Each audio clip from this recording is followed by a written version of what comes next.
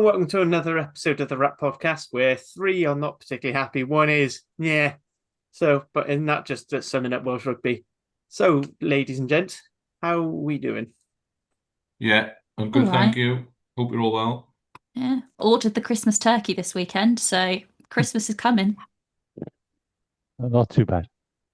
Oh, turkey. Sorry, I'm just there already thinking of what recipe I'm going to use this year. But no, it's not Christmas. It's still October, Hattie. Don't go starting on that. We haven't had Halloween yet.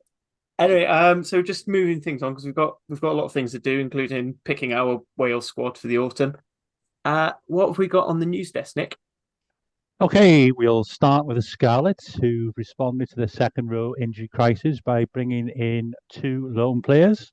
They brought in Welsh qualified lock Harvey Cookson from Bath and Stormers and former Sale second row Alex Groves, 24, both of which who actually played on Saturday in Johannesburg. The Scarlets confirmed they're now without Max Douglas, who suffered a rib injury against the home game against the Stormers, while Steve Cummins has returned to the Dragons. And they've also announced that Josh McLeod's injury is a bit worse than originally feared, and he's out of contention for Wales this autumn. I think he did in the opening game of the season. So bad luck again to Josh. And then the only other thing I've got is the WRU have confirmed that Hugh Bevan will join the Leicester Tigers at the end of the year as their new head of rugby operations. Also, former Wales internationals, Rhys Patchell, who I think we've spoken about in the pod before, Duncan Jones and Dan Lydiate are joining Steve Tandy's coaching team just for the autumn series. Neil Jenkins, who will continue to have a full-time post with the rugby union as a skills coach, working individually with players as part of their personal development plans throughout the men's games. So, don't you got any thoughts on any of that news? Oh, part of the Hugh Bevan thing sort of stinks to me of a bit of a Reading clear out maybe. And I would suggest the other three coming in is likely because we haven't been able to find anyone else in the short term. I would have thought, especially with all of them, with the exception of Duncan Jones maybe being young in their coaching careers. And I would have thought that there's probably some development element to their positions over the autumn as well for their coaching backgrounds. So yeah, I hope they make the most of it, and I hope they're good assets to the national team because we're going to need all the help we can get, I think, moving into this autumn series in order to pick up a win or two.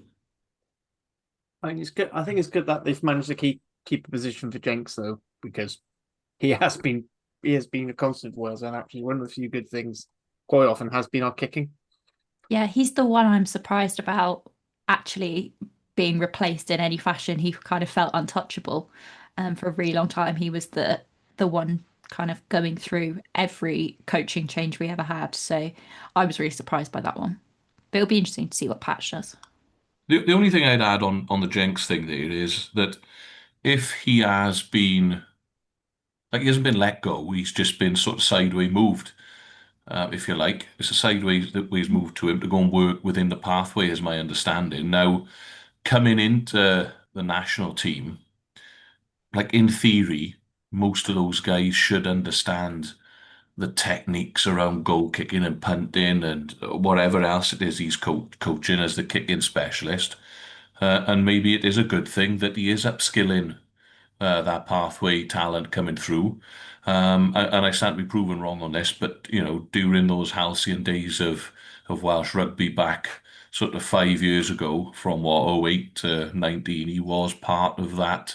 Mm. That sort of National Academy setup where he'd go out to Lee Halfpenny and the likes of Dan Bigger and do those one-to-one sessions. So hopefully now he is going out to likes of Carwyn Leggett, Jones, and so on and so forth, and helping them.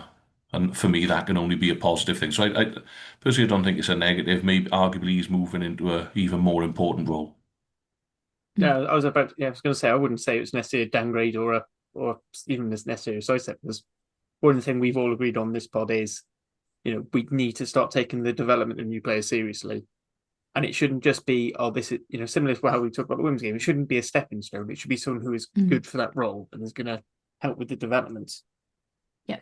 So actually, the fact that they put in a senior experienced coach who has a record of helping young players through and improve their skills actually is more positive to me than, say, if they just chuck Patchley in there, because, with the view of Patchell going up, and whether giving Patchell a job straight away is kicking the coach. I mean, I'm sure he's going to do a fantastic job of it, but it just, still a weird one when they did that. It just makes me think of what they did with Mellon and Pivac.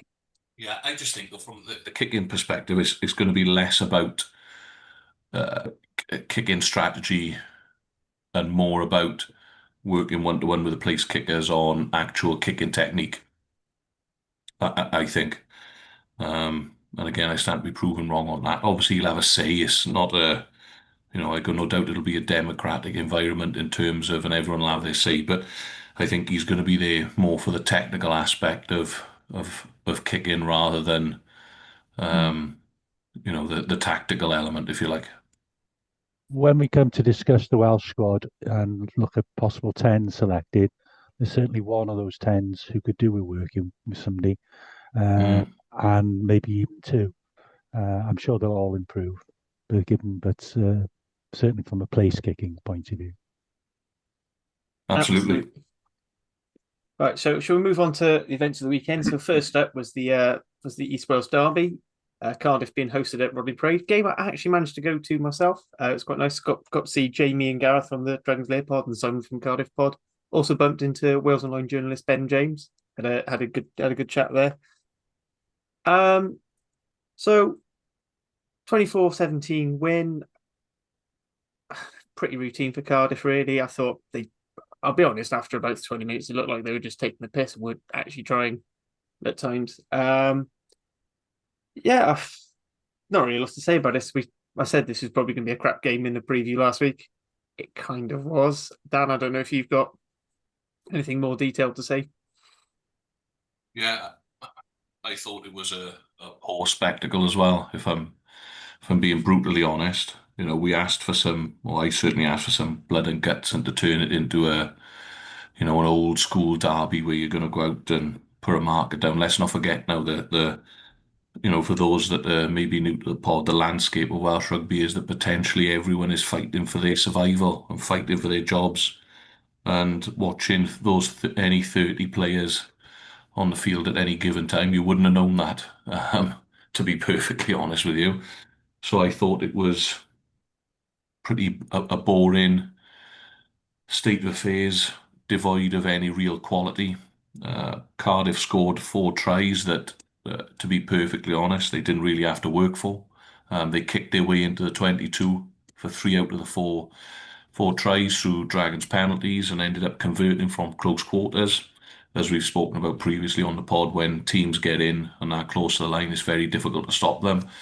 And, to sort of take it back all the way to kick-off, I took my boy down and a couple of his mates, and, I got swindled out of 50 quid in the club shop, and we had a bit of food beforehand, and it was all nice. We turned up at the ground, it was filling up, 7,500, good atmosphere inside Rodney Parade to start with.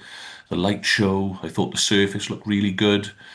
Everything was really positive. And then from the first kick-off, Shane Lewis-Hughes concedes a penalty for a neck roll.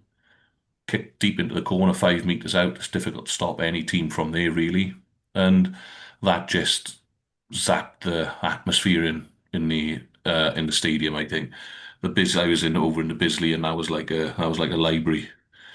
Thereafter, I know the terrace carried on, and they had a good go for a little while, but that sort of zapped the life out of the fixture, I think. That sort of first score, and from then on, the Dragons were always fighting, looking to fight back. I mean, when you break the game down into statistics, actually the Dragons carried more, 129 to 122 carries. They had more line breaks, 7 to 5, and they actually conceded less turnovers, 12 to 16 than Cardiff. However, and actually Dragons edged possession 51 to 49. I thought the attack for me is where the Dragons are struggling a little bit. on the whole. We know that there's been a little bit of a lack of physicality there in the past, and some of that's been righted over the signings over pre-season. But for me, the attack is shapeless, offered zero penetration whatsoever. They played side to side, and it was just gobbled up by a semi-passive Cardiff defence who sat off and let him play from sort of 15-metre line to 15-metre line. Tinas De Beer had the worst game in a Dragon shirt, actually the worst game that I've seen him play for a long time, if I'm perfectly honest, because I saw him a few times live down at Cardiff and I thought he was very good. To me, it just reeked of someone that was trying a little bit too hard against his old employer, but I thought he didn't have his best game. Certainly out of hand kicking was extremely poor. And the attack was that shapeless that ultimately, when it came down to it, it was like throw the ball to Aaron Wainwright and, we'll see what he can do. And he was top carrier on the night with 14 carries. But at one point, they just threw him the ball in the middle of the park and he had no option but to kick the ball. He was just stood there. There's no way he was expecting it. Just had to punt the ball down the middle of the field. So, I actually think the Dragons sort of middle third defence was okay as well. They defended all right actually for periods of time, but the Dragons would win the ball back. They'd have a turnover penalty, kick the ball out to a line out, and then either couldn't win the line out or the service from the line out was poor. It was just error after error, and unfortunately a timely reminder of where the Dragons are. There were some positives for me. I thought that Harry Beddle turned out particularly well. He was top tackler on the night with 22 tackles, and also top in terms of dominant tackles with 3, and I think he had 2 turnovers as well. So for a guy in his first professional start, I was very impressed with him. He's clearly got a high ceiling. Not a big guy, reminds me a little bit of Neil Back when I saw him running around the field. So, but he is a defensive masterclass. It was from him on the weekend. Or Friday night, should I say, and I got no doubt there's more to come. And for me, that's sort of where it set piece was okay. At scrum time, losing Rob Hunt wasn't ideal, because I thought actually when Rob Hunt was on the field, he scrummaged well and he carried well, got over the gain line a couple of times, which ultimately led to the Dragons' first try. But I think we lost him to a HIA, and I don't know what else I can say really. We managed to get a losing bonus point out of it at the end. But the Dragons didn't come alive until 70 minutes. Kai Evans come onto the field. Tinas De Beer come off, and Angus went to fly off. He had a lovely break off a kick off. Kicked the ball away, unfortunately, rather than retaining it. And I just think we lack ambition in attack. I think the rest of the game set piece was okay. But the rest of it around the attack, and I've been hesitant to, single out coaching and stuff like that. But it for me, it reeked on Friday night that Cardiff outcoached the Dragons rather than outplayed them really, because the stats would say that actually it was. It was pretty close in terms of carries, territory, possession, so on and so forth. But I think they were 100%. You look at Cardiff's attack compared to the Dragons, it's night and day. Shape on shape, double and triple stack runners in the back line, pullbacks from the forwards to runners out in the back line, causing 1v1s and so on and so forth. And I just thought they were much better in attack, and no doubt deserved their win. I don't know what anyone else thought. I'm just going back to some of the positives. I mean, the terrace was pretty good. It was nice to hear Gary shouting and booing all the. It was quite funny. I mean, I think for me, the moment I knew Cardiff was when they were walking back in after the warm-ups, and on the terrace they were all giving them boos and jeers. The amount of boo for Tame Basham, I tip my hat to that. That's perfect. That to Cersei's Bill Bullman is real rugby values. Booing a player who's left your team to your local rival. But all the Cardiff players just looked completely unfussed by it. And I think at that point I just went, well, we've won this. It's just clear that the crowd aren't going to get under their skin today. I thought Alex Mann, I mean, we talk about wanting a bit of dog at 6 and think, I thought he was everywhere, chasing things, winning turnovers, making a tackle, getting up and doing the counter drive. Right, yes, he had that absolutely god-awful fun straight into touch. But I think that was when we were already well up, and I think it was just any silly buggers. Yeah, I thought Dragons did marshal us quite well. I do think a big part of that though is we just seemed to try and whip it wide straight away.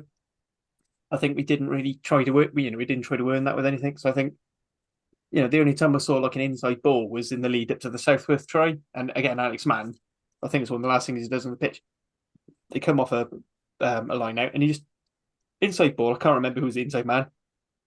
Made 10 yards. And it was just simple. And I think the reason why Bowen and Adams were so quiet is Dragons were so quick to drift. And you could, I switched from the sort of the Hazel Snap, like the terrace, that terrace to the North Terrace, looking at the post. And you could just see the defence were just tracking back and forth with the ball. And I thought, like, if Cardiff could have made that a lot uglier if they went a bit more direct. Yeah, I'd agree. And we could have done with a couple of more people off Tom Bowen's shoulder, because when he was going on these runs and he was arcing, basically running halfway across the pitch, he was pulling in 3-4 people. Again, I thought Harry Bevel was excellent. He did an awful lot to stem the tide back then. So, it's 16 points from 20 for Cardiff, which I could bit your hand off for at the start of the season. Yeah, and I agree, and I just thought that what I was also disappointed with is that, like I said at the start, I don't think that Cardiff had to work particularly hard for 3 out of the 4 tries. It was just penalty concession into the corner, pick and go or roll in more, right? Whereas the Dragons actually had to work much harder for these. Cardiff discipline in the right areas was much better. The Dragons tend to concede a lot of penalties around their own 10-metre line that ends up, if you're conceding a penalty in their 22, okay, the worst you got is a sort of halfway, line up to defend. The chance are they're going to box kick it back to you, right? Not the end of the world. But as soon as you concede a penalty anywhere near your own 10-metre line, you're straight back in the corner. It's really hard to get out. Really hard to get out these days without conceding points, because the referee just will ping you for offsides and all sorts of stuff, because it's panic stations close to the line. But I do feel a little bit sorry for the boys, if I'm perfectly honest, because I do think we're undergunned in the back line in terms of coaching and patterns of play, just the attack in general. It looked, I couldn't tell you what our identity is, if I'm honest. I couldn't do that at the moment. And I think we need a couple of changes for next week, just to freshen things up a little bit. And if Friday, was a must-win game, then this Saturday is even more of a must-win game. Just a shout out to Luke Falatau. Been out a few months again. I thought, he's the best number 8 Wales have ever had. Yeah, as far as best player. Yeah, he's right up there, isn't he? But he was. What he does, and I was impressed with, is like the nuts and bolts, the basics of it, everything. When was the last time you saw him make an error? Yeah. Just everything he does is good. Off the back of the scrum, he was good and powerful. He's got good hands, feet before contact. You watch his work on the floor, long present, makes the ball speed quicker. Just everything he does is just oozes quality. And, if I were Cardiff, I'd make sure that I were rotating him sort of in and out for the must-win games. Like the Welsh derbies and all these other little bits and pieces, because he's a big game player. I'll be honest, I kind of expect him to go the same way we ended up with Nick Williams at the end, where he basically only did home games and derbies. Yeah, and if I was Cardiff, I'd be okay with that. The other little shout out for me, I think, was to Niall Armstrong when he came on. I thought he had a little bit of zip to the Dragons, so I think there's some genuine selection queries ahead of this week's game against the Ospreys. And I listened to the Dragons there this morning. The boys obviously talking about the coaching setup and so on and so forth. And I get that. I think, unfortunately, I don't know where the change is right at the moment, because who in their right mind would want to come and step into this, especially when the future of the club or rugby in the Gwent area is at such risk. It's not exactly job security, is it? And so from that sour note to an even sour note, we move on to the pointless start of the Scarlets. Screen cap here for Hattie. Losing to the Lions away in Joburg. I've watched this game. I know Scarlets did actually score some points this time, which is infinite improvement on last week. at And the do you same know time, what? they We did a lot. scored more than Leinster did this week. Well, that's all you can ask for. That's all we can ask for. But it was bad. It was honestly borderline unwatchable. Um, I have to be honest, I've kind of removed a lot of that game from my brain because I just don't want to think about how painful it was. Um, but I did kind of write down some notes during it, and the absolute like standout things for me was like how poor our back three were in the air. So they were just targeted for it because they were so poor. Nicholas in particular had a terrible game. It was just not his day at the office. Um, and there was just no leadership again, which I said last week. There was no leadership. Johnny Williams, for some unknown reason, was picked as captain again. I don't know how you can go out in your first game ever as captain, put it on a performance like that, and then get picked the following week as captain. I don't understand that personally. And he was just anonymous apart from when he did something terrible. Um, he had an absolute shocker. Um, the only good things, I think Archie was incredible. I think he was really, really good. He still looks about 12. Um, but I think he was pretty good at 9. And then Jared Taylor at 6 he was pretty much the only person apart from Archie who actually looked like he wanted to be there, which is ironic because he is actually South African, so he probably did want to be there. But yeah, it was, to be honest, if we can move on as quickly as possible, because it was painful. And I feel like that's just going to be a rolling theme throughout the rest of this season. Is that was painful and let's move on. If it's any consolation, yes, it's shit now, but guarantee Scarlets will still somehow make the playoff because they'll end up putting it all together during the Christmas derbies and have an excellent run at the end. This is it. Because that's what they do. They do this to me every year where I have weeks of pain and then we somehow do something slightly magical. We will lose a derby game to the Dragons because that seems to happen every year and I don't know why. Usually somebody gets a red card and then we go on a run of games where like we barely win and then we like drop 1 or 2 in the last couple of weeks and then make the playoffs by coming 8th. And then obviously lose in the first round. That's what I'm expecting at this point.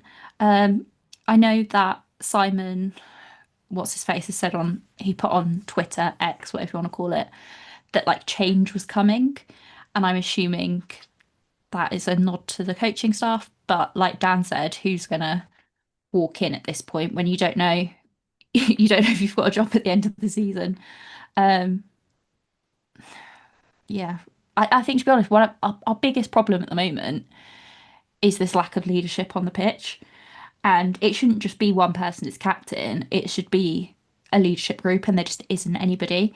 Our backline is so young. Johnny Williams is probably one of the older ones in that group, along with Nichols, and it's just poor. Nobody's really putting their hand up. Costello has a couple of times, and I know he stepped in as captain when Johnny Williams went off the other week, and I actually think he did a far better job. But he's going to be, well, I'm assuming he'll be away with Wales camp for a while. So is that really that helpful to have him step up? There was one piece of good news, very good news, and that was Blair Murray's hair. Which I thought was much better. So you obviously listened to last week's pod. Yeah.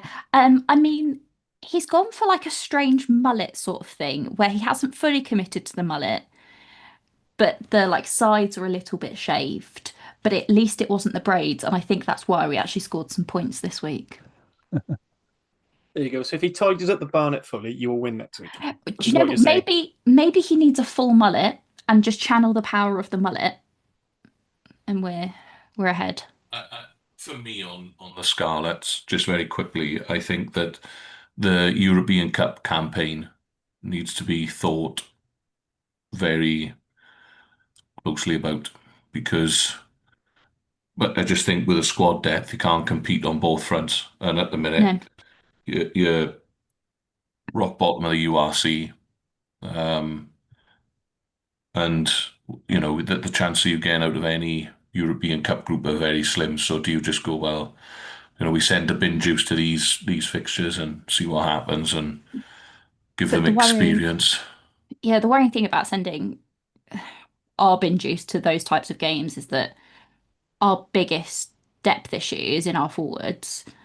And do you really want to send like our lowest rated forwards, our barely professional forwards out to play against French teams, to go against Northampton? Oh, it's a massive issue. Yeah. There's no doubt about it. Massive issue. And But this is where, and I think all four of the Welsh regions have that, where our squad size is just too small absolutely. to compete in two separate competitions. I think it's a little bit more than size, I know, but I also think it's about the quality of the players. No disrespect for all the teams. Once you get to third and fourth choice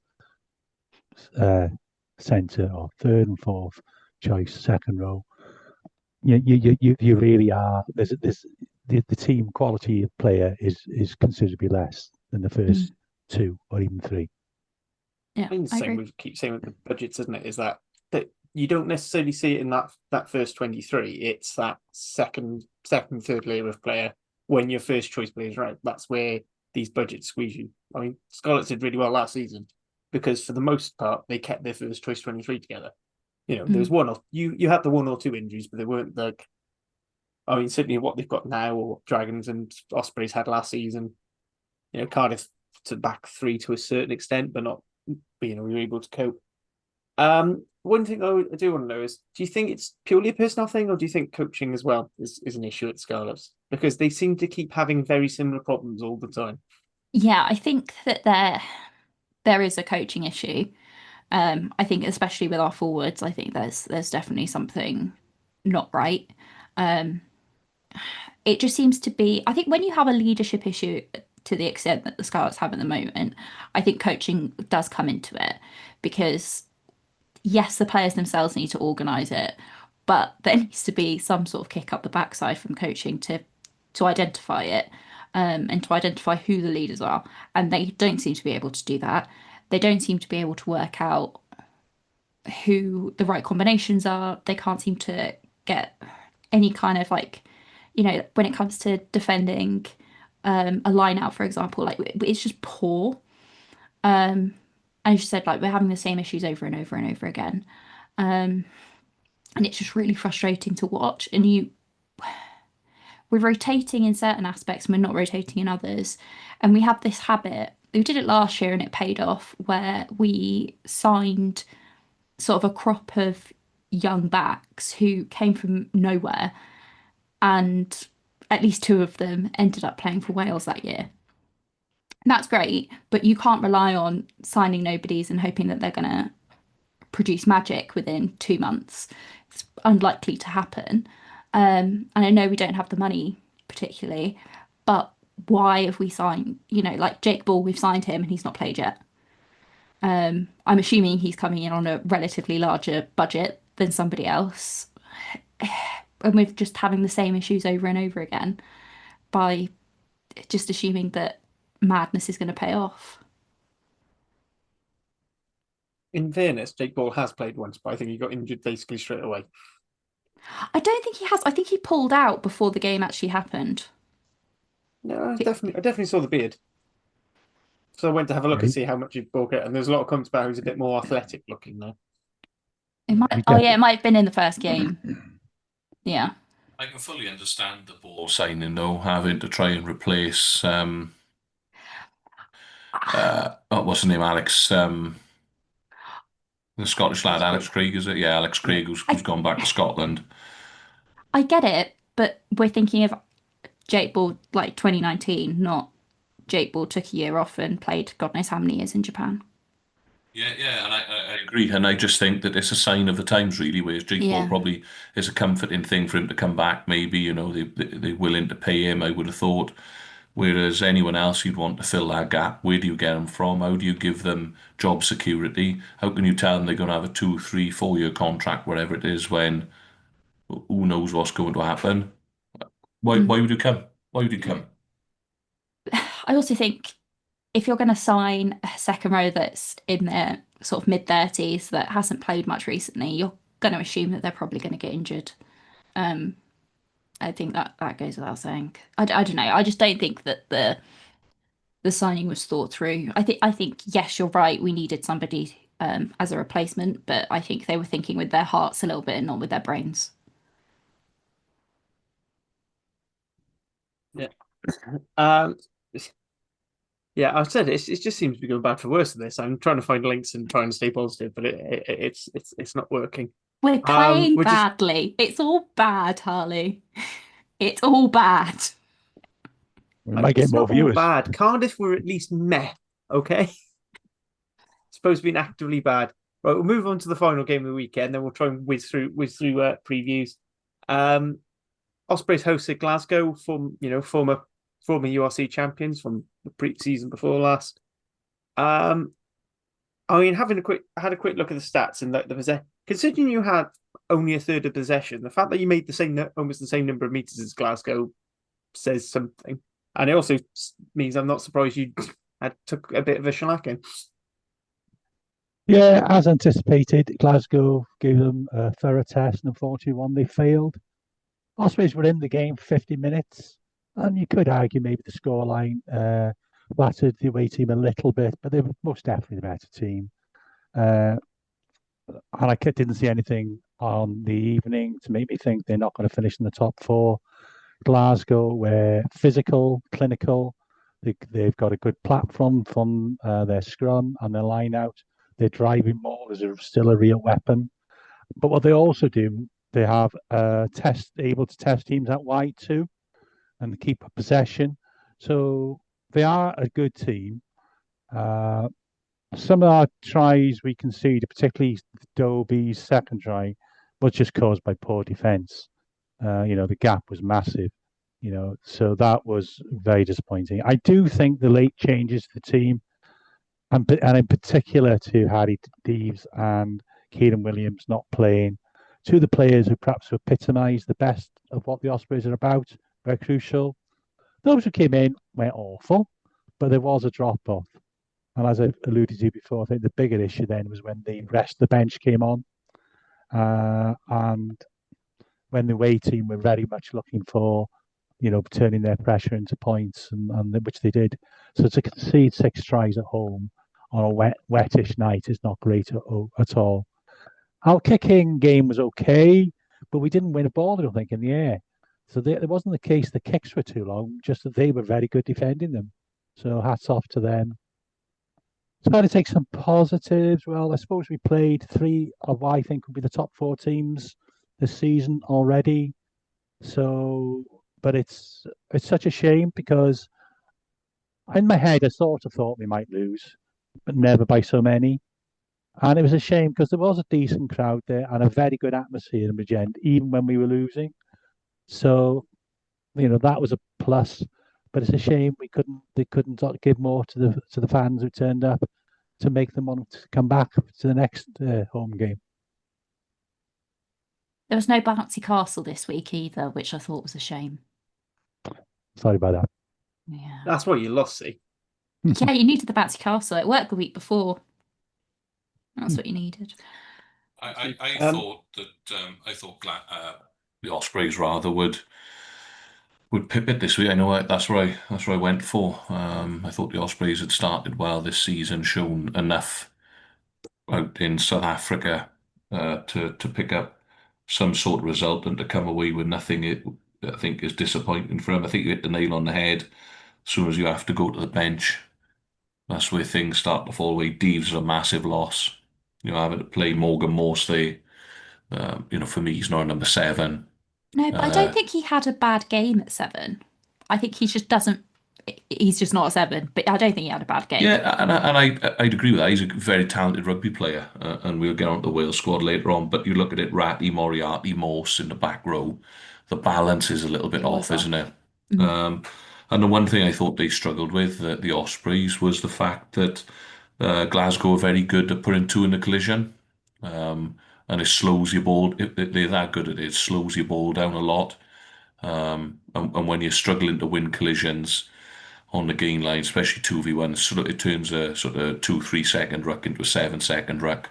Defence is set and it shuts you down. So yeah, it was at half time. I thought, oh, here we go. The Ospreys, going to pick something up from this. But ultimately, that sort of quality from the likes of Ferguson, Hastings, Tui Pilotu, Rowe, McDowell, Stein. When you reel off these names, international after international, it's a golden generation at the minute of Scottish talent, I suppose, even though they couldn't win a raffle, let alone the Six Nations. But it's full of lions and all the rest of it. So maybe it's just a sign of the times.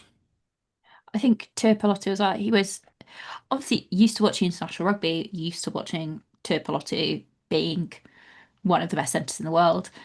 You watch him with Scotland and you're like, oh yeah, he's a good player. And sometimes he stands out and you're like, watching him in that game, I was like, yeah, wow. Like he was just so much better than everybody else. And every time he got his hand on the ball, it was magic. And even when he didn't have the ball, sometimes he was still excellent. So yeah, when you're coming up against a player like that, it's very, very difficult to stop him. Especially Yeah, when it you Sorry, Harry. I got to be honest though that I got the URC table in front of me now. We've played what 16 games, or not quite 15 games because the Scarlets had a game cancelled. But between us, we've won 4 fixtures. And I three got of to them be were Cardiff. yeah, three. thank you. Hey, but we're in a weird way. I never thought I'd say this. We're lucky that they have won those games because otherwise we'd be staring down the barrel of the bottom 4 being all Welsh teams. I was really hoping for more. I think with this being even though the budget constraints are the same, the squad depth is still the same. I was hoping for that. Um, come on then, that Welsh never say die attitude, that hard working, that gritty determination to stand up for what you believe in, and just Welshness, I suppose, because as a nation, I don't think we've ever gone away. But I just feel that we're sort of fluttering into the sort of the shadows a little bit, and I hope we can turn it around quickly because it just fuels the fire for those people that want to bin teams off, and I don't like it. Yeah, absolutely. I think that's enough of dwelling on the past now. So we look ahead to the future. We're going to start off with Sharks hosting Scarlets at 3 o'clock UK time on Saturday. Hattie, any changes? Sharks have proven with their loss to Ulster that they are still the same flaky Sharks that we know and love. Mm-hmm. Any hope for you?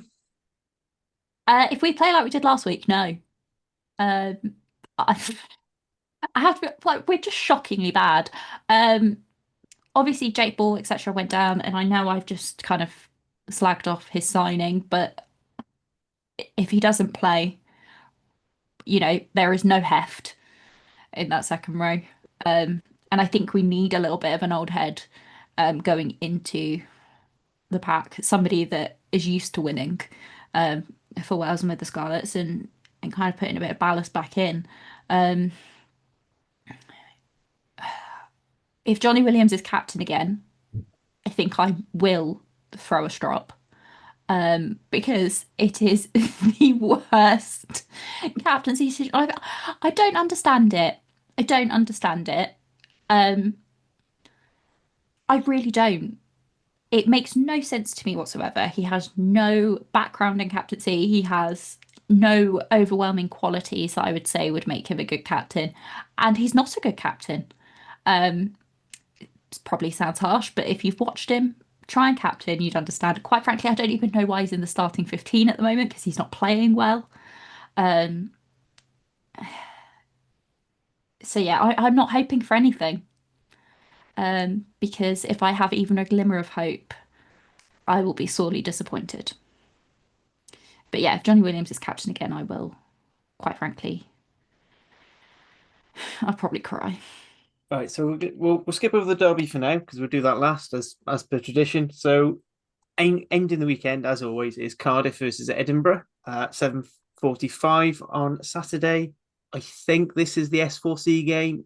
Don't hold it to me. It might be the derby. They but it's typically in that sort of 7:45 slot they seem to show live, and then another game afterwards. So Cardiff riding high. We don't have our usual issue at the end of this block where all our best players are in Wales camp. I think basically everyone came through unscathed, which is quite good. Edinburgh have been, their away form hasn't been good, and they've lost both their away games in, quite narrowly to Munster and Zebra. But then they absolutely obliterated Benetton last week. So I generally do not know what's happened. But we have struggled against Edinburgh and their physicality in the past. But I'm hoping the lessons we learned again up in Munster will help keep us through. And a packed Farms Park crowd. Also to remind everyone that is a double header, as the Rags will be playing Pontypool. And, it'd be nice to get to beat it. Always nice to beat a Gwent side. Yeah, other than that, I said it's going to be quite. I said it'll be interesting if we stick with Beetham at 13, or if that was just rotation for Millard. So I do think it's something. It did seem that we're missing something there. And yeah, let's see who Edinburgh send up, because I think that they might actually lose some players to the Scotland squad, because I think they're going a bit earlier. Because I think they might have their international in that Fallow week, where for once we haven't picked a game. I genuinely thought we were going to have 5 when I realised that week was going to be a bye week. So that's that one. And then we move on to the Gwent derbies. So Dan, as Dragons are hosting it, do you want to go first for this one? Yeah, sure. I think, traditionally over the last couple of years, I think the Ospreys have found it a tough place to go. Obviously it was the one and only league win for the Dragons last year at the start of the season. So history, unlike the Cardiff fixture, would be in the Dragons' favour on this occasion. Unfortunately, I think it's very much going to come down to personnel and what personnel the Dragons can put on the field this week. If the likes of Wyn Jones, Coughlin, Rob Hunt went off, my understanding was it was HIA related. So if he wasn't allowed back on the field after failing a HIA, he'd be on some sort of stand-down protocol, is my understanding. I'm happy to be corrected on that. But Rob Hunt would be a massive loss to the Dragons, personally, because traditionally the Ospreys have always had a fairly strong set piece. I think we'd also struggle behind. Playing 2 12s for me on Friday night didn't work, in Harry Ackerman and an Iron Owen, and I would push Finney and Nisi, I think, into 13 with the injury that we've got to Paya in the centre. I think I'd also rotate Angus O'Brien out, and I would personally give Hugh Anderson a run at fullback, because if anyone can create something from nothing, it would be him. He is definitely a point of difference for the Dragons. And I'd retain the likes of Beryl. So I think it's going to come down to personnel. We 100%, we're already missing the likes of Levi Douglas being able to come off the bench, play in midfield. And if Rob Hunt's out, we'll miss his physicality. Just for being able to punch holes and put some shots on people and to be able to get over the gain line. The lesser spotted Solomone Funaki was seen playing for Pontypool on the weekend, but lasted a very small amount of time after coming off the bench. 5 minutes before he had a yellow card, and that was the end of his night. But the one thing I did notice from the pictures that I've seen in relation to that is how heavily his knees strapped. So how much, if ever, game time we get out of Funaki is, having him in the side would make a difference, I think. So, based on his player profile, having the likes of Hunt, Levi Douglas, Funaki, Inisi, Paya, those type of guys weighing right down the spine of the team, all of a sudden you got some gain line. And, unfortunately, it's just the way the cookie's crumbling for the Dragons at the moment. But yeah, history's in our favour. If I'm honest, I'm not overwhelmingly excited about it. How are you going to get another 7,500 or 8,000 people down for the game after the performance on the weekend? I don't know, but I hope the Dragons faithful do come out and support the boys, and hopefully we'll get a performance. But for me, it's all going to come down to what sort of personnel we can put on the field. If we've got to make wholesale changes, then we'll come unstuck. It's Yeah, pretty cool. much a similar story for us, I think. We could do with a bit of fresh blood to add a bit of precision and energy. I think there's a likelihood from what we saw pre-match last week that Ryan Smith is very close to being available, and he's an experienced player, and would probably fill that role, which we have missed a little bit, of a really good, proficient line-out forward since the loss of Adam Beard. So not putting too much pressure on him in his first game, and the first game at Rodney Parade, where, as you say, I think we've won once since the start of the URC. And Jack Morgan, I think Jack Morgan will add anything to any team. So I think there's every likelihood they'll both feature, probably in the starting 15 as well. They might choose to rest Dewi Lake. He's had a lot of game time. He's put his body on the line, as he always does. And maybe Ratty too. But on the whole, we're okay-ish to cover those positions they play. I think if we can get the upper hand up front, and Keith is back as well, maybe Hardy and Giles too, it should be just enough for once to come out on top. But I'm not expecting a brilliant game of rugby again. And that ultimately, for both teams, it's the result that matters. If it's 15, 12, I don't think either coach is going to be that unhappy. No, I'd agree with that assessment, Nick. And, you're talking about open side flankers. We get to see Thomas Young in a dragon shirt. So, go He on. was taking a full part in that warm-up and was looking very sharp. So I think it looks like he is going to be ready for next week. I don't know. I don't have feelings inside line, but he did look very good during the warm-up because he was on the wing row on there, and he always has a good game against the Ospreys. So that's one bit of hope for you. Yeah, maybe maybe it's the ideal time for him to sort of come off the bench. So, who knows? I'm unfortunately pessimistically, I'm similar to Nick. I think that I'm not expecting a brilliant game of rugby. For me, Philo is under a bit of pressure in terms of results. You think about it, I think he's won what? Two competitive Dragons games since he's come in. No, one competitive Dragons game in it because Flan was in charge during the Osprey games. So, one win in God knows how many games. But in a weird way, he's almost bomb-proof, isn't he, because of the situation in Welsh rugby, which is a real weird place to be in. It's not good for anybody, is it? It can't be good for anybody. So, yeah, I'm a bit pessimistic about the whole affair, if I'm honest. And I think with Nick, it's going to be similar. They're going to be a dour affair, and you're looking at it being a low-scoring one. I just hope the men are going to come out on top of it. As we started leaning into predictions now, shall we do them a little bit more formally? So we'll just quickly whip round. Then I promise we'll go on to our Wales squad chat. Dan, as you had last word then, do you want to go through your predictions? So Sharks versus Scarlets, then Dragons, Ospreys, and then Cardiff versus Edinburgh, please. Sharks by 15. I'm going to go Dragons by 3, just because I'll back the Dragons every week, just to make the most of it. What's this still about? And I'm going to go. Where's the Cardiff Edinburgh game? It's at Cap.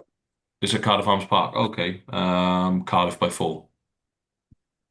Fair enough. Nick, as the other half of the derby, Okay. Sharks by 11, Ospreys by 3, and Cardiff by 2. Excellent. Now, Hattie, we'll put you out of your misery. Go Sharks by 10. Hopefully, Scarlets prove me wrong. I highly doubt it. Dragons versus Ospreys. I'm going to say Ospreys by 3. But there's so much riding on that in terms of personnel, it could really go either way. And then I'm going to say Edinburgh by 5. But you're probably right. Yeah, so I've gone with Sharks by 12, but I could easily see them losing by 12 because it's the Sharks. I've gone for the Ospreys by 5. I just think what they've got potentially coming in is a lot better than what the Dragons can bring in, and I don't know how they're going to pick themselves up from that performance, especially after the rotation for the Glasgow game, where arguably that team had a better performance. And then I'm being optimistic, and I'm going Cardiff by 6. That's me being optimistic after the last couple of Edinburgh games where we've left both with nothing in the last 2 seasons. So that was all those predictions. Now, if you have enjoyed what you've been listening to and you enjoy 4 depressed people talking about Welsh rugby every week, please do like, subscribe, share us a comment. Had a lovely bit of feedback from lovely Cardiff fan Theo at Rodney Parade. It said, hopefully if you remember to send that email you said you're going to, because I'm sure Nick would quite happily have you on the Welsh pod. Oh, definitely. We'll try and get you on Cardiff Central at some time. And if, like, Theo, you want to join, send us a message. We can't guarantee be able to squeeze you in every week, but we're always looking for presenters. If you want to listen to any of the other regional pods, they're all up on here for Cardiff Ospreys, Dragons, and Scarlets, who I imagine are equally happy at the moment. There's also the SRC pod. Then over on our other on the other channel, Global K9, there is the Mall Street Journal for the USA Rugby, who keep telling me off because I don't mention them or I say their name wrong. So they exist. And I'm not going to mention any others on the Global K9, so it's all about them this time. Women's Rugby Tree, we all know the Women's Rugby Treehouse is the powerhouse that gets that channel going. But we've just got to let the Americans feel special. It's like world politics. Yeah. You've got to let them be happy. You've got to let the Americans have their moment. Exactly. Now, without further ado, Wales squad. So this autumn we are playing a very easy set of fixtures. Of course not. It's the bloody WRU. They want the money makers. So we are starting off with Argentina, then Japan, finishing up with New Zealand, then double world champ South Africa without any non-Welsh players. Hooray! Right. So I don't know if anyone wants to take this whilst I try and set up share my screen. Well, I think I think everybody's been quite impressed with Steve Tandy so far. Turning up at games, trying to build good relationships. But his honeymoon will be over tomorrow. I think they're announcing the team at 1:00, and whoever he picks, we know the social media and Facebook will be on fire with criticism. How dare you didn't pick some guy that I know from Tesco? I work with his mum, and you haven't picked him. How rude! Bring back Rhys Carre. Oh, he's the answer to all our problems. He is. He will solve everything. Yeah.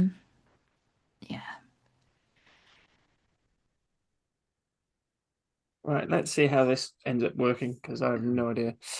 No. Because I've not used. Where's it gone now? Oh, I can see you. I've got a little floating Harley, and the sheet. We can see it. Yeah. Right. Yeah, because hopefully I can't see what I've shared. Yeah. Which is always handy. Right. So you can all see that now. So just sort of running through. So I asked everyone so I've put up my idea of a Wales squad, the squad that we took to Japan, and then everyone was invited to do. Dan, unfortunately, has had a lot on, so we didn't have a chance. That's fine. So just going through the Japan squad. So props, we had Gary Phillips, Nicky Smith, Gareth Thomas. Fighters, we had Kieran Azarati, Chris Coleman, Archie Griffin. At hooker, Liam Belcher, Elliot D, Debbie Lake. Then second rows, Ben Carter, James Ratty, Teddy Williams, and Freddie Thomas. Back rowers, we had Soupy Falato, Josh McLeod, Alex Mann, Tane Plumtree, Tommy Reffel, and Aaron Wainwright. Then when we move on to the backs, we have Kieran Hardy, Ruben Morgan Williams, Audrey Williams. Sam Costello and Dan Edwards as our fly halves. A centre quartet of Max Page, Joe Roberts, Ben Thomas, Johnny Williams. And then in the back three, we've got Josh Adams, Keelan Giles, Blair Murray, Tom Rogers, and Cam Winnett. So that was Japan. That was a 33-man squad. We don't know how many exactly Tandy's gone, but we've decided we're going to work to a 40-man squad. So for me, when I was going through this, the changes, I'm just going to go through my changes thing. So Henry Thomas in for Chris Coleman, because he is even despite Scott's form, he's a bit stronger. Elliot D's injured, and I think the only real Welsh qualified hooker who's really playing much is Brodie Coughlin, so I think he hops in. The other option, I suppose, is Evan Lloyd, who's had a few games. Second row, Adam Beard and Dav Jenkins come straight in for me after having the summer off. And then because, with Freddie Thomas, Dav Jenkins and Adam Beard not going to be available for the South Africa game, I've also got Rhys Davies in there as that sort of extra lock option. Josh McLeod's injured, so I've done a straight swap for him and Jack Morgan. And I've also brought in Morgan Morse because they said, if they had 34 places, he was going to go in. So that's where my thing is. Roger Williams, straight swap with Thomas Williams, who, was on the Lions tour then. And I'm bringing Callum Sheedy in as an extra man. Just because I think he's been on good form, and I think we probably could do with a third choice at fly half. Centre-wise, I'm only bringing in Matt Swellen just because I feel like he adds a bit of biff I'd be missing. And then in back three, just 2 additions. So Lewis Rees-Zammit being eligible again, regardless of what you think of him as an off-field persona, he is a rapid lad. If he does recover from his toe injury at Bristol in time. And there's going to be I think there is going to be a bit of debate over this one with Tom Bowen. I think he's probably ready at least to be involved in the squad, even if he doesn't necessarily get any game time. So that's what I've put in. It's not necessarily who I think, I've just put through. So if we go through position by position, people feel free to chime in.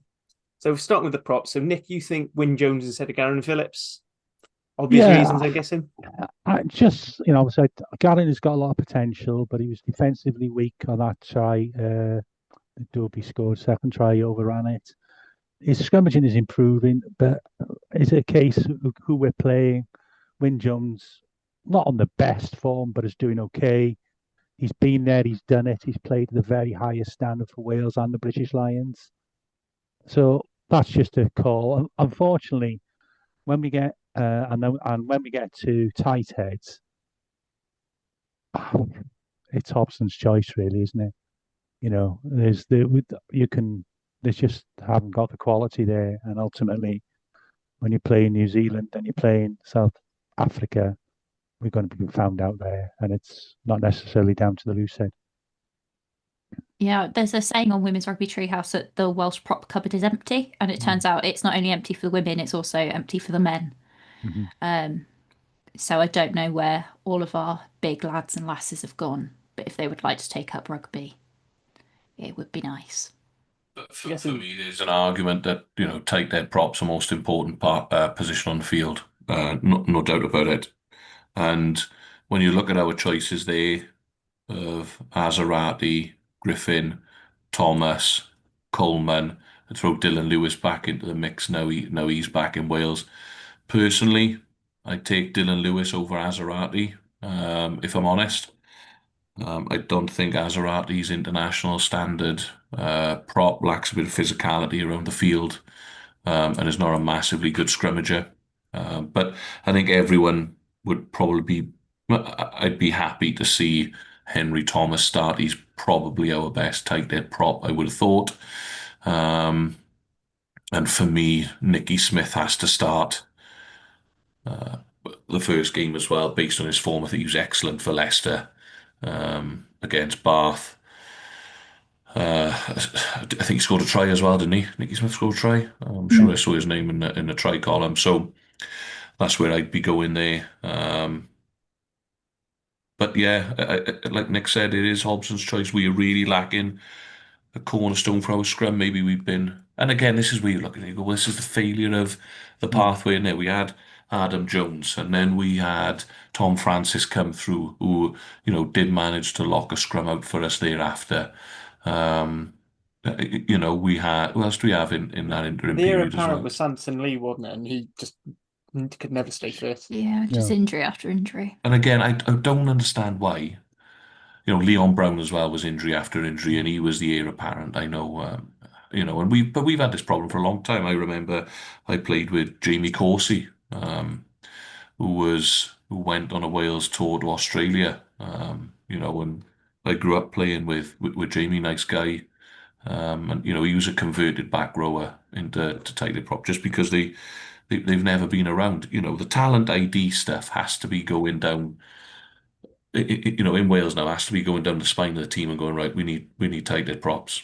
Yeah. From a young age now, what kids are playing at sort of 11, 12 years of age that have got an interest in rugby and genetically look like they're going to be tight head props, because we need to start working with them. Keep them interested in the game, whatever it is, because we are lacking in that position. But other than Dylan Lewis, I threw Dylan Lewis in for WRRAP, I think, and other than that, that's pretty much all we got, because we're not getting Thomas Francis back, are we?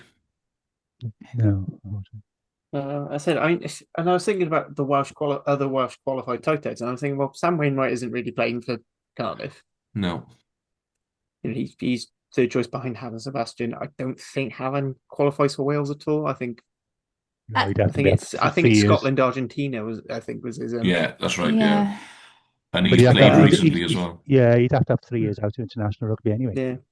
Yeah. And I said, then Scotland seem to keep giving that odd cap. I do have the option of trying to make Wyn Jones a tight head, which I think is a bit late now. I'd rather not. And then Chris Coleman again hasn't really been playing because it's been Rob Hunt and Dylan Lewis for most of their game time. Is it Sam Scott, the under-20s tight head? I don't think he's been playing. I think he's at Bath. You got Will Griff, Bath John. and then Will Griff John. Yeah.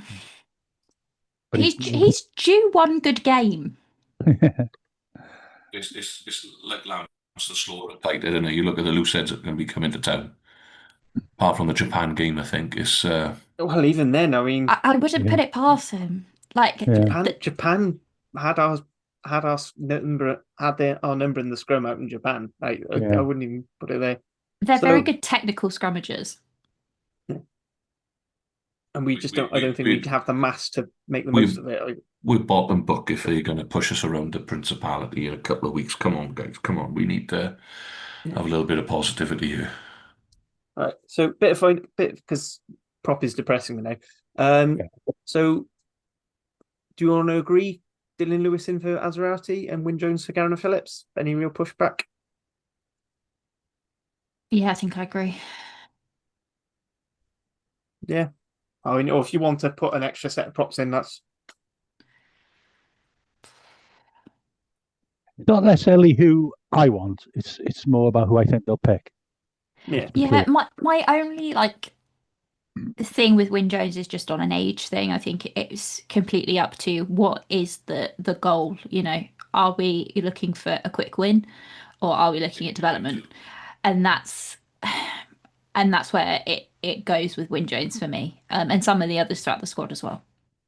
But I mean, there's plenty of other people in that front row who are on the older side anyway. So I mean, I think with the scrum, just get them in and worry about development as and when. This again is why we really need Wales A fixtures.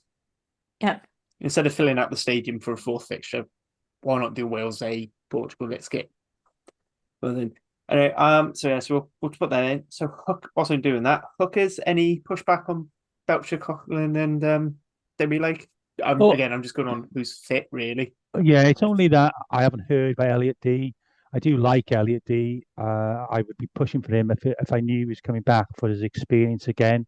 But I take it he's not going to be available. So I'm quite happy with those three. I would second what Nick said then, yeah. If he's available, he would come in for me over Brodie. Yeah, I agree. I mean, for me, there's a call that they might go for Evan Lloyd over Belcher, just because he's had a bit more and he's a bit physically a bigger man. But I think Belcher's probably the better hooker of the two. What I think that we need to look at here as well is the fact that, look, international rugby is going to come down to how many collisions you can win in the game. You win more collisions than the other team, you stand a chance of winning the fixture. Now, I look at Dewi Lake, he's going to win his fair share of collisions. I think Brodie probably would as well. I don't think Liam Belcher's going to be able to that top level, which may see him out of the squad instead of someone like an Evan Lloyd. This is, and again, like Nick, you're going, when you're thinking about these things, what are you looking for, especially up front? It has to be all about the collisions. Has to be. Because without that, we have nothing. Right, so we're going to check out Evan Lloyd in then? Well, add him for good measure. Go on, why not?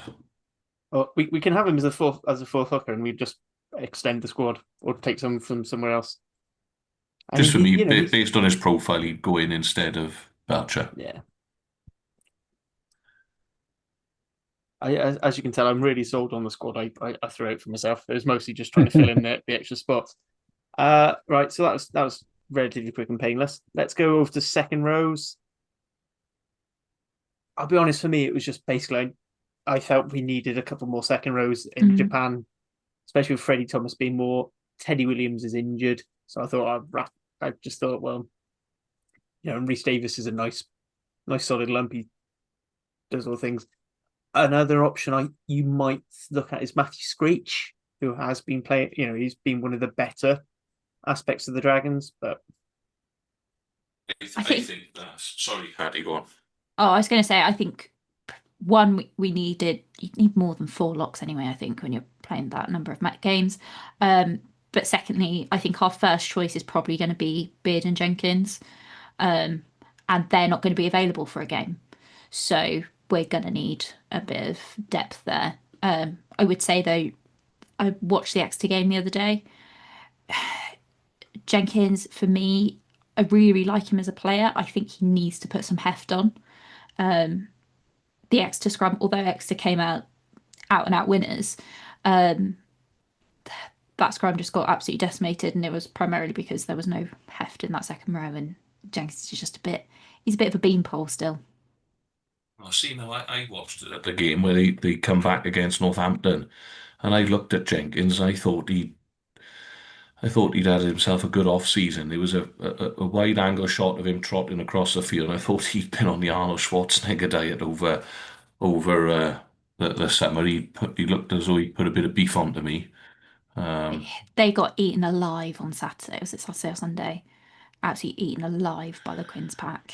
Not that Queen's could do anything with it, mind, but the other thing I would add to the options there is that Beard has been playing in France for the last couple of months, and the one thing that should do to him is toughen him up a little bit, because whilst we're all aware of his abilities in and around the set piece, he's a little bit, he's as soft as puppy shit really at times, in my opinion.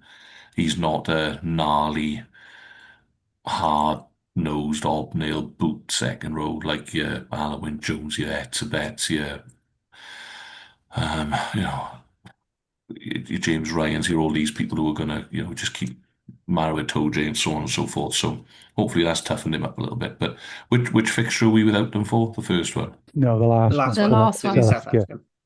Who won't have their? They won't have. I don't know about the Japanese players, but they won't have all their players playing elsewhere either. But they've got a little bit more strength in depth.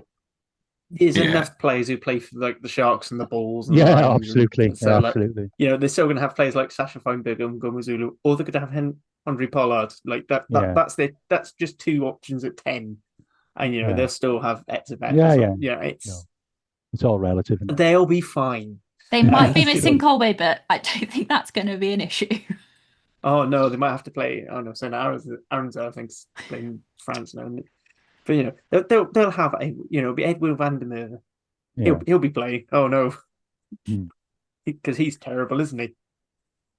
I think locks. That's basically just what we've got. I don't know if anyone's got a strong call for someone else to come in.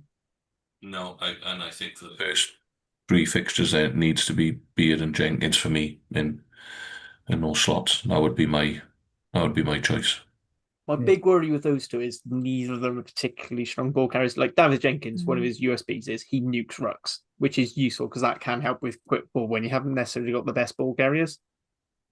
Yeah, but if you throw it and if you get the balance of the back row right, this is where it's crucial. This is where the next conversation is whether or not you're looking for a Freddie Thomas or a Ratty at 6, or moving on to back row. So the back row I've picked. So Faletau writes his name in. I think same for Aaron Wainwright. Jack Mulligan wasn't there. He was out with the Lions. For me, Alex Mann, I think, has been playing really well for Cardiff, and I think he is adding a bit of the dog. He's probably not the most physical and abrasive, but I think we can get better ball. We can have other ball carriers to accommodate that. Reffel and Plumtree it's sort of a case of they just carry on over from previous squad. For me, any pushback? I know, Nick, you said to have Ross Moriarty in addition to this and one fewer back. Well, I just if you want somebody who's going to be in your face, both sides of the ball, done it at international level, played very well since he's come back to the Ospreys. He was our best player, I think, probably on Saturday. Well, he's your man. Yeah. And do you respect Alex Mann? He's got potential, but if it's a straight shootout between those two, there's only one winner for me. Sorry, that's not being anti-Alex Mann at Cardiff, but just trying to be objective. No, I mean, if we agreed this wouldn't be a debate, would it? Yeah, that's where I go with that as well. As I said, you need to win collisions. So what you have coming off the bench, because my back row I think would be Faletau, Wainwright, and Morgan. I'd go Wainwright at 6. I think he's done enough to justify that, and I'd have Moriarty coming off the bench. Personally, I said swap out Reffel for Moriarty. I think he's not going to be available for a game. I don't think he's going to beat out Jack Morgan for that 7 shirt. There's other 7 cover kind of on the bench in that group. He's just not going to true 7, so that's the problem. Like Mawson, Alex Mann, we're 7 and can do a bit of it, but they're not necessarily true 7. Same as Wainwright isn't really a 7. But I just think he's not available for a game. I would rather have a big ball carrier and Moriarty and also has experience rather than Reffel, who's going to potentially take up a spot on the bench every game, and he doesn't necessarily do all that much. I don't think that we necessarily get the best of him in a Wales shirt, which is unfortunate. But it's primarily because him and Jack Morgan don't balance each other out well when they play together. And he doesn't necessarily play that well off the bench. The other name maybe to throw out there is Kane James. Oh, yeah. Yeah. I wonder... Yeah. He's come on and played for Exeter, done well. I thought, again, Will gain line, good feet. Feet before contact, do they include him in the squad? I wonder if we'll have something that the Wales women have done a little bit here and there. And I know that Ireland, especially Ireland men, have done it, is that they've brought in kind of like a mini team and they've named them as like training group. And I wonder if people like that are going to come in that training group. Yeah, maybe. The one guy on there I would like to see in a Wales shirt over the international as well as Morgan Morse. I think he's got a real X factor for me in that back row. Big, strong ball carrier, quick. Has got the ability that not a lot of other people have got in world rugby. Strong, fast, abrasive. Maybe the Japan fixture is the one for him to come in and have a little go at it. But I think he's got a very high ceiling as Morgan Morse. They gave him the summer off because I think he should have gone on that Japan tour anyway, in my opinion. So he's obviously given the summer off for a reason. I hope he gets hope he gets his first cap this autumn because he's deserving of it, in my opinion. Going back to Kane James, I would understand why they might want to do it, but can you honestly tell me he's done more in his professional career than Harry Deeves? No, but Harry Deeves is injured, is my understanding at the moment. Because if it's going to be a choice between Deeves and Reffel rather, I'd take Deeves if I'm honest, because he's playing in Wales, and I think it would be an opportunity to reward those. Plus, I think his performances need rewarding anyway. You think, Harry Deeves has been able to come through and pick up a pro contract at the Ospreys, and have 50 appearances already when fellow back rowers have been Jack Morgan and Justin Tipperick. So. Yeah. That shows how good he is. He's able to compete at that standard. So if he was available, Deeves, I'd stick him in instead of Reffel personally. I'm thinking the Kane James thing because obviously we all know what happened with the England at the 20s. He chose to play there. And as soon as I'm not one for, I'm a bit old school in it. I think you should earn your cap. But unfortunately, in the modern day pro game, the sooner you stick a Wales cap on his head rather than England one, the better, because I get that. he does have a high ceiling. So, and we need these players at the moment. So that's why I only brought Kane James into. But you're 100% right about Deves, and I hope he recovers in time to get his selection, because he's deserving of it as well. I mean, if we could get a cap on Kepi Tuipulotu, I'd be very happy. But that's not going to Go happen. up and just stick him on as a hooker. Yeah, just stick him on as a hooker. Well, I think he can play tight head prop as well. So That would actually be really, that really would be helpful. really I'm not helpful. even. That's not even a joke. I'm Yeah, old school. I'm old school on this. Is if you're Welsh, you feel Welsh, you are Welsh. But if you don't feel Welsh enough to want to play for your country, fine by me. I'm not going to go to take my begging bowl to anybody to play for us. But I mean, 25 grand just to sit on, even just to sit on the bench sounds very, very enticing compared to dealing with Welsh. I do agree with what Nick says to a point, but on the other hand, we can't allow like this talent drain to continue. We can't have another Manuel Fee Boso. We just can't allow that. So this is why I would be doing all I can to kind of get them back. And if the lad Tui Pilotu is potentially available for selection as well, then there's no doubt he's got a high ceiling as a talented hooker. So maybe we need to look at that. But and again, you're looking at collision winners. International rugby is all about collision winners and gain line. If we're going to be stopped on the gain line and having to kick the ball and rely on winning a territory game, then we're gonna struggle. We need to win gain line every time we do play the ball rather than going from side to side. So yeah.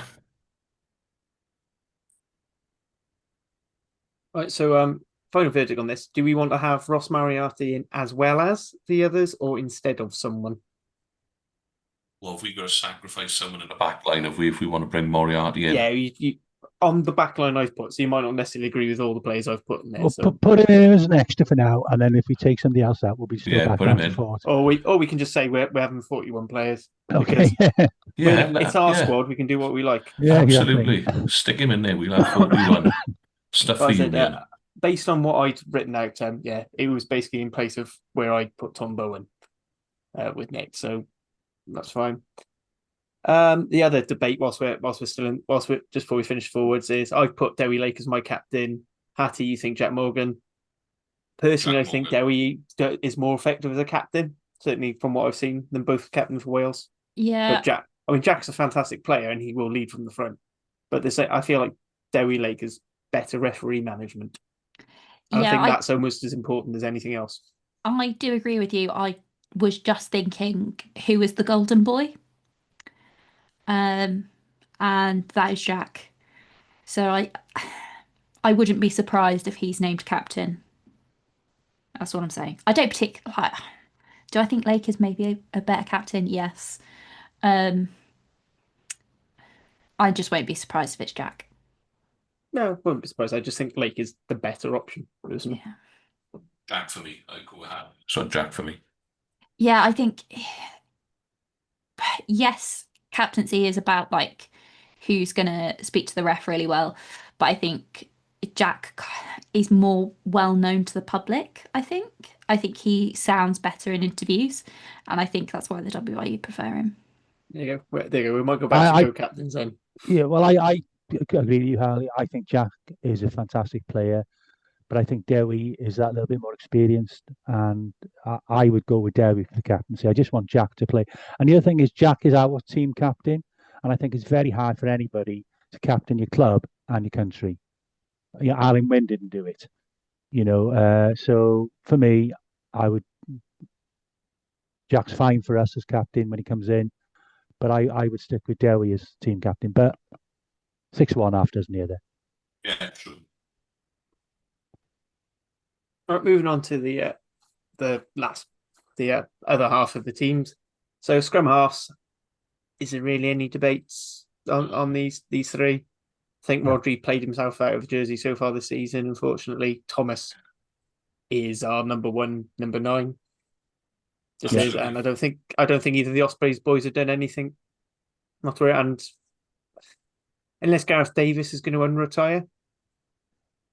Well, I don't think he's done much this season anyway. If he does, eventually age catches up with people, doesn't it? Yeah, and I said I think Mulder really, he's taken the 9 jersey at Cardiff. So yeah, I agree with those. Tom at the start as well. Yeah. If anyone's wondering the order I've written them down, it's pretty much just alphabetical. That's the only real decisions I've done there. I've not really thought of it.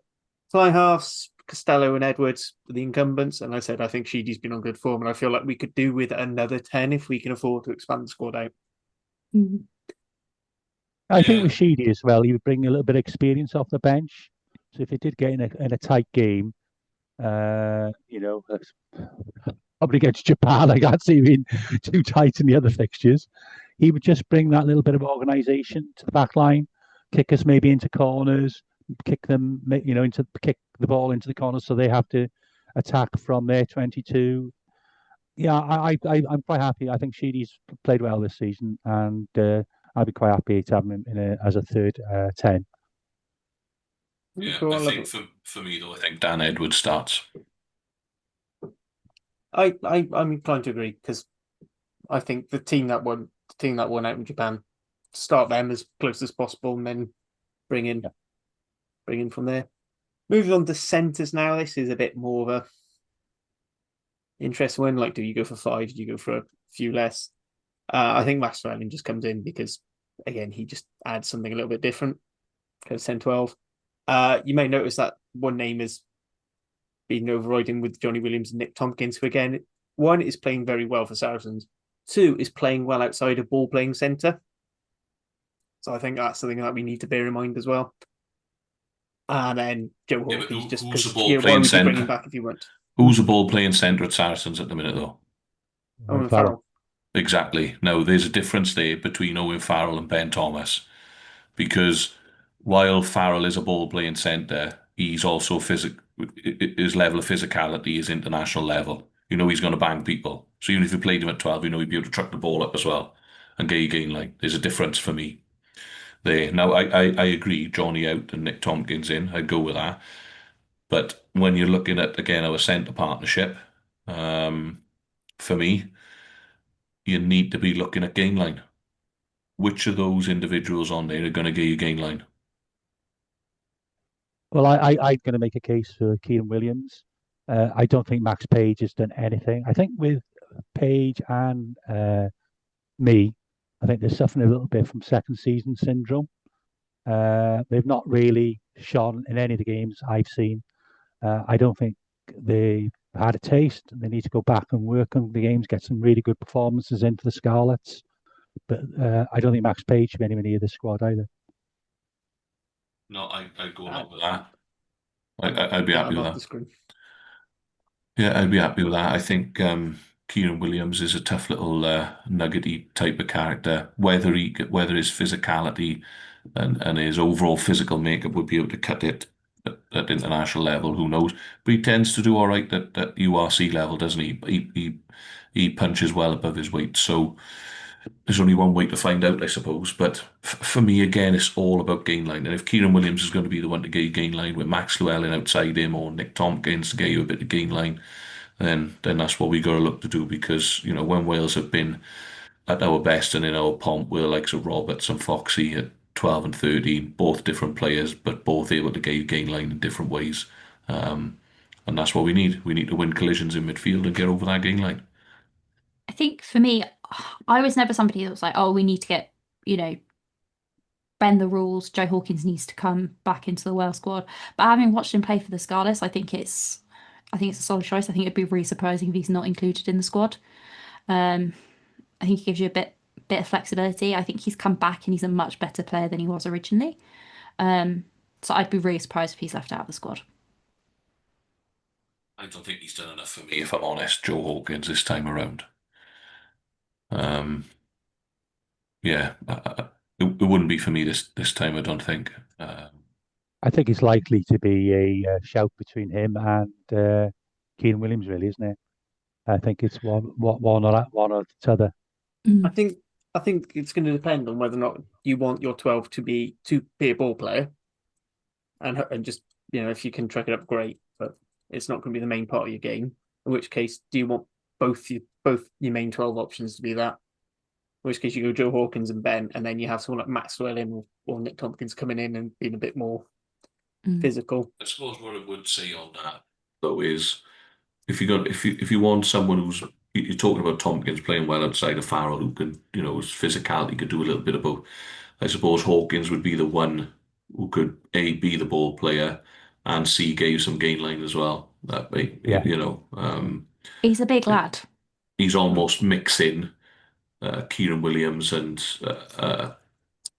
Ben Thomas together. Yeah. If that makes sense. He's got a little bit of both. He's maybe not as good a ball player as Ben Thomas is, maybe not as physical as Kieran Williams is, but does a bit of both. So maybe that'll see him in there. I don't know. I haven't put in my squad yet, but if we're looking for a bit of both, Jacob Beetham. Now he hasn't played a lot of 12, although that is what Jockey sees him sort of as a 15 from 12. Again, he's a big lad. He's quite physical. I know he's sort of struggled out in the wider channels for pace, which weird since he's sort of ostensibly a fullback. But again, went through the system as a 10, has a hell of a boot on him.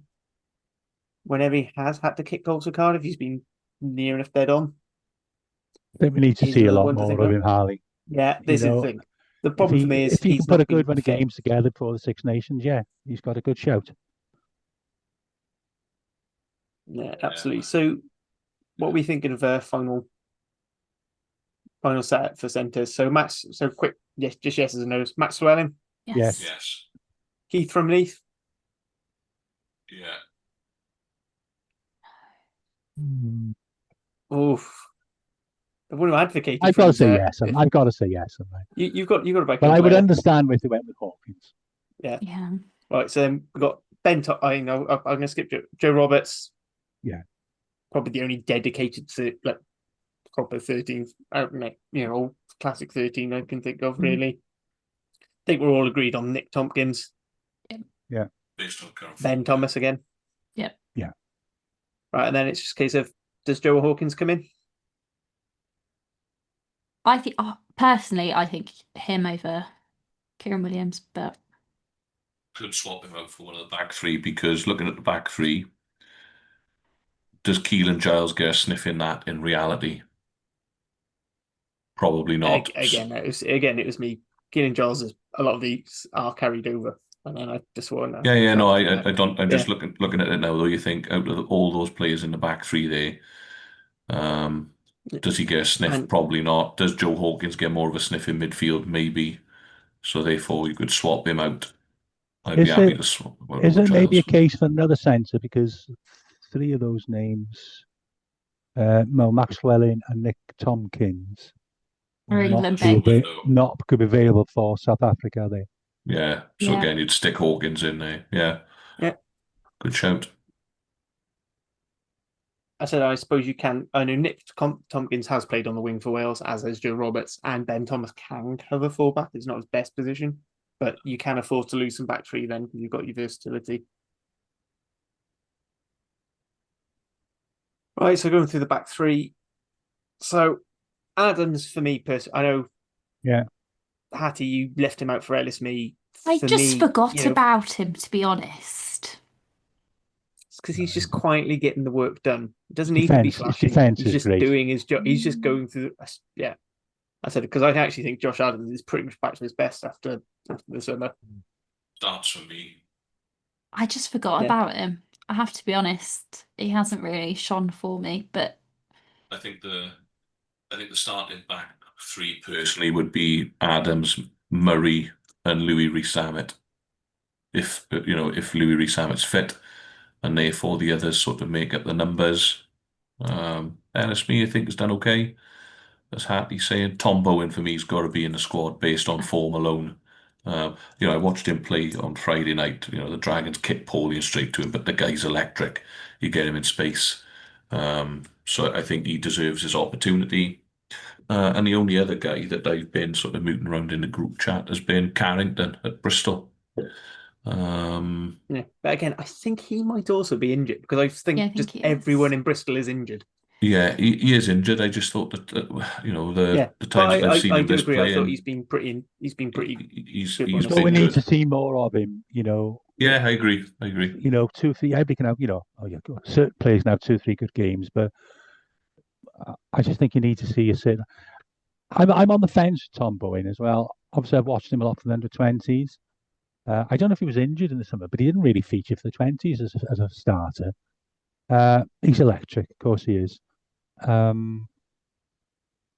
He certainly needs to be in the wider squad. If you use Hattie's point about bringing them along for experience, is it the best thing to do psychologically to get involved now, give him a cap, I or is think it so. better to just say, yeah, come along, we want to work with you, go back and play for Cardiff now till Christmas, and everything we've seen indicates you're going to be in the Six Nations squad.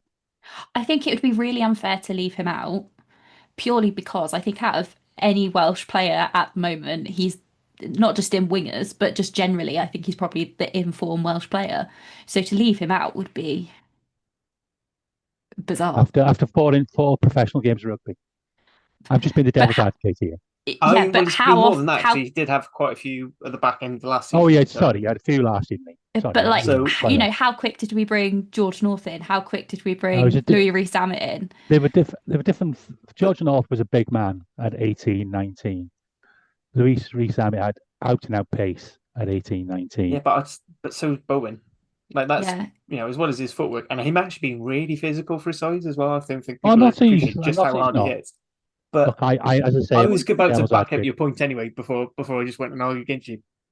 But also think about players like Mackenzie Martin, Evan Lloyd, who've sort of been brought through too soon, and now they've sort of had their struggles now. So I do get with. I think he should be in the squad, not necessarily someone who's going to play, like someone who could. I think he's good enough to play if we need to have him play.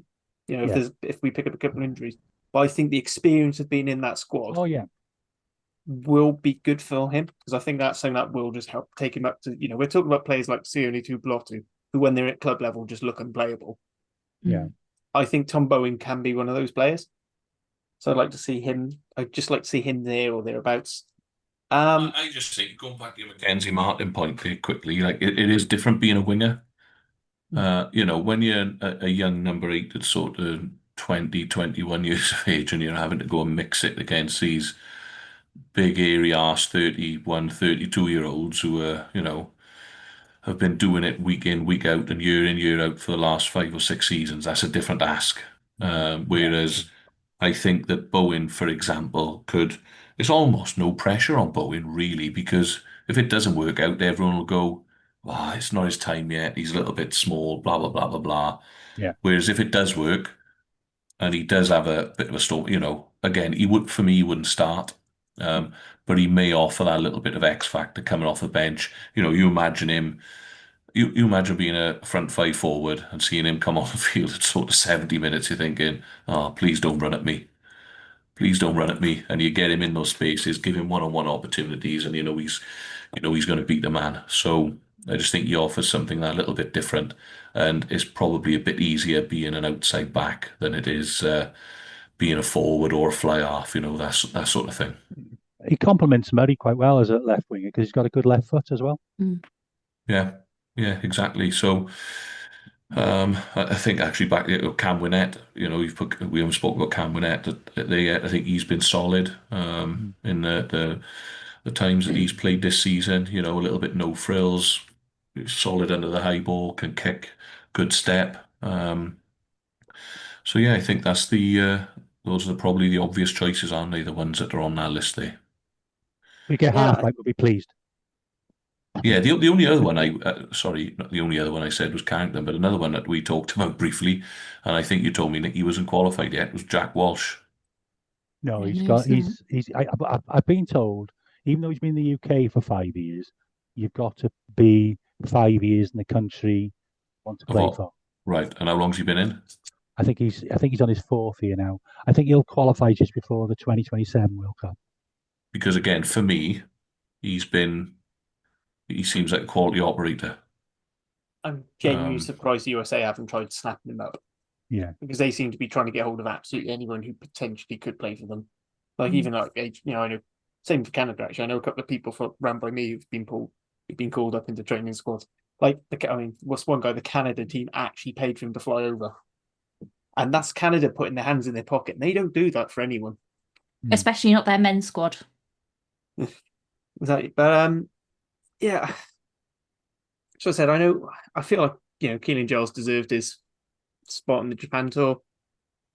Again, I don't think he's necessarily done anything wrong. I know he's a bit injured, but I thought it was only like a mild knock. I don't think it's much. I'm expecting to be available on Saturday.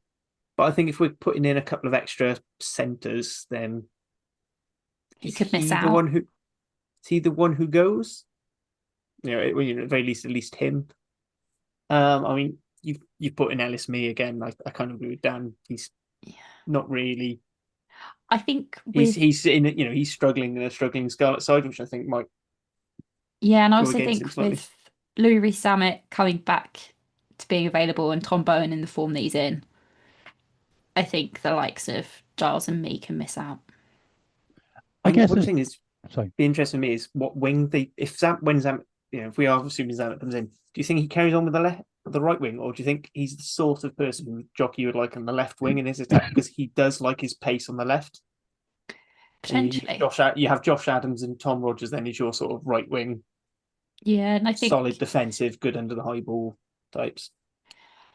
Yeah, potentially. And I think, as well, going out for just over a year and a half, he, can't be as picky as he was before necessarily. X factor player, you've got to put him in because it alters the way teams play against us. They know they can't kick loose to him. He's This is he's more so tactical. quick. Yeah. Which wing that was? It's not necessarily debating him. No, I wouldn't mind, but sorry, just to cut you off there. If you go back actually to the top of the list there, and then go through what is likely to be or would be in theory on paper the best start in 15, it's not terrible. No. Working backwards now, you've got Blair Murray, Louis Rees-Zammit, Josh Adams. Say if we went, I don't know, Tompkins and Llewellyn in midfield, for example, not terrible. Dan Edwards, Thomas Williams, good pair in there. Jack Morgan, world-class operator. Faletau, world-class operator. Wainwright, world-class operator. Moriarty potentially coming off the bench. What have we got? Beard and Jenkins in the second row, and/or Carter maybe. Then you're looking at, say, Nicky Smith, Dewi Lake, and Henry Thomas. Yeah, we shouldn't be pushover, should we? Can't be a pushover, can it? That's all right, didn't it? I Come on, give me some positivity. Come on. Come at me. We're going to win all 4. I think, Oh. I don't think our problem has necessarily been the talent of the players, like the raw talent of players that we've had. I think the problem has been coaching, and it's just been general apathy. And we've just not been able to pull in any results. Positivity. Come on, give us. We've been weak defensively, right? So Tandy's going to come in and shore up our defence. We've got Jockey coming in, who's going to give us an attacking identity, and we'll play hopefully to our an strengths. exit strategy from our own 22. An exit strategy. We got Duncan Jones coming in to have a look at our scrum. We know how well the Ospreys have done. Positive. There you go. He might make Azarati a top class. Actually, for me, I think Azarati's a weak thing, but that's how I think. Particularly talking to someone who used to scrummage against him quite regularly whilst he was at the Rags and Newport. Come on now, go and wash your mouth out. I don't think Jesus couldn't make Azarati a good scrummager. Come on. He's technically brilliant. He just has no power behind him, which is just weird. He also seems to need to go and have him lie down after 10 minutes. Is he the Especially- prop that got especially stuck Watch in any Japan. game with Kieran Azarati. After 10 minutes, he has a sit down. It's quite fun. Is he the prop that got stuck in a swing? No, that was Corey Domachowski. I think the about that the other often. third of the Ronda front row, who aren't quite as intimidating to some teams as the Pontypool front row, but I still love them. I'm being harsh on Azarati. I'm only in jest, but look, we've got to be positive, right? If you don't laugh, you cry, and it's the optimism that will kill you. Coming from a Dragons perspective this season, I was like, oh yeah, we're going to make the playoffs. Well, we're in the relegation zone. I know there's no relegation, but you know what I mean. We're fighting it out Well, at I mean, at the foot of the table. we're in a sort of a relegation. Well, we We're in are in sort of a relegation of our relegation World Cup battle, yeah, tier. yeah, absolutely. So for me, there's a lot of positivity around this squad. I think there is some exciting talent within it, some young talent. We've mentioned the likes of the possibility of King James got the option to play for Wales. Tuipolot Pascal the option to play for Wales. Those both got high ceilings. We mentioned Carrington at Bristol, clearly got a high ceiling. Maybe I agree with Nick that he's got to do a little bit more. Jack Walsh could become Welsh qualified soon. That's only a good thing for me, personally. There are some green shoots, aren't there? There are some green shoots. We just need to think good thoughts. Positive. What did Del Boy used to say? Positive PMA rodders, positive mental attitude. Come on, we can do it. I think that's an ideal time to stop, Harry. Yeah, I think Before reality for kicks in. Dan's message of hope. We will put up a nice graphic of our team. Are we happy just having a squad of 41? Or we'll just say Bowen's in as a training player? Yeah. I mean, we can add Gareth Edwards, Barry John, and Bobby Windsor, and a few others as well if you want to. I don't Yeah, mind. we'll stick Alex Callender in there just for, try celebration I was lessons. thinking I of don't just know. adding some physicality to the pack, but there we go. Yeah, that too. I mean, my thing of positivity, I think the biggest issue I think we've had with successive Wales teams for a while is balancing that pack and getting enough ball carriers, which is why we've always had to resort to having big lumps of 12 and 13. Mm. If we can solve that, I think we can cause teams problems. I don't think we'll be able to get 4 out of 4. I think 2 out of 4 would be a good autumn if we can get Argentina and Japan. I think beating Japan's a non-negotiable. I think it's just Argentina we all playing a might as game well- before us. I do not know. I don't think so. I don't think they are. I'm hoping they do, because I imagine you'll think the same as me, Hattie, which is where they always go big on that first game of the campaign. And then for some reason, the second game, they're so impressed with the fact they managed to win a first game that they just forget to play in the second game, which is how we beat them a couple of years ago. Hey, look, I'm positive. We're going to be positive. We're not going to win the New Zealand and the Springboks game, but you've got to be looking at performance. Come on, this is a tough year for Welsh rugby. Let's look at the silver cloud, the silver lining of every cloud this season. We can be doom and gloom. Of course we can. It's easy to be, but we've got to look at the positives. The reader to me is saying we are not going to have a fully functioning defence and attack. I just think it's too short a time for that. Oh, Harley, this is But the if we can opposite of positive. Come on. Yeah, well, this is what you get. But what I do want to see is, I think if we can see a direction, and every game everything gets a little bit better, I'd be happy. If we get to that Springbok game and we're in, as to steal your phrase, Dan, we die out on our shields, I'd be happy with that. I'll be happy if we can see what we're trying to do, and things that if passes are going to go not going to go quite to hand, fine. But I mean, look, particularly like Jockey, if you look at his attack, it's taken him the best part of 3 seasons to get it as slick as it has, because it's complicated. Defensive systems can. Hopefully, there won't be too much ripping up the playbook and bringing it through. I'm positive we'll see something good in Welsh rugby. My only real pessimistic note is, how are the Welsh Rugby Union going to completely tank all the good vibes? Not positive. Come on. We need improvement, attitude, and identity. We get those 3 things, I'll be happy going into the new year. And Dan is available for chats as well. So absolutely, if you need motivational speaker, Dan's your man. Absolutely. Let's get it done. Come on, the boys. Dan Jermaine, now he plays the Scarlets. So I had to get that last one in. Right. Before my head goes proper Fruit Loop. Thank you very much for listening. Thank you guys for joining me. And my brain has actually just fried whilst we were recording, which is always a good place to be. On that note, no star. Start. See you Let's next week. start.